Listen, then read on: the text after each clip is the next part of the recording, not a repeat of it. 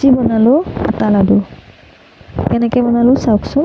প্ৰথমে এখন কেৰাহীত 1 কাপ আটা দিলোঁ আৰু ভালকৈ আটাখিনি ভাজি অকণমান ৰঙচুৱা হোৱালৈকে ভাজি থাকিলোঁ। এয়া চাওকচোন, অলপ সময় ভাজি থাকিব লাগিব দেই একেৰাহে। দেখিছেনে? এনেকৈ ভাজি তাৰপিছত ইয়াতে এতিয়া মই 2 চামুচ ঘি এড কৰিম।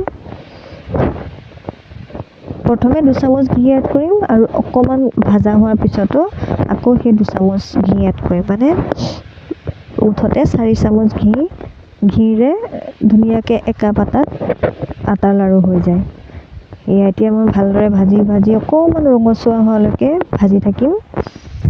আপোনালোকে এবাৰ খাই চাবচোন, সঁচাকৈ বহুত সোৱাদ লগা হয় আৰু এইটো এটা উপকাৰীও হয়, আমাৰ শৰীৰৰ কাৰণেও উপকাৰী। এয়া দেখিছে ৰঙচুৱা হৈ গ'ল। এতিয়া এইখিনিতে আকৌ 2 চামুচ মই ঘি এড কৰিম। এয়া দেখিছে আকৌ 2 চামুচ মই এতিয়া ঘি এড কৰিলোঁ। ঘি এড কৰাৰ পিছত আকৌ তেনেকৈ একেলেঠাৰিয়ে লৰাই থাকিব লাগিব, যাতে আকৌ আৰু অলপ কালাৰটো সলনি হৈ যায়।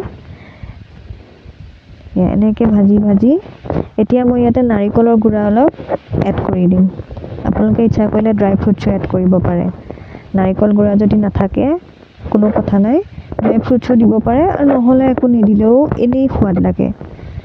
এই ঘিখিনিৰে একদম ধুনীয়া এটা সুগন্ধ, গোটেই ৰোলটো সুগন্ধি কৰি পেলায়। এয়া দেখিছেনে? হৈ গ'ল। গোটেইখিনি কেৰাহীৰ পৰা এতিয়া নমাই থ'লোঁ।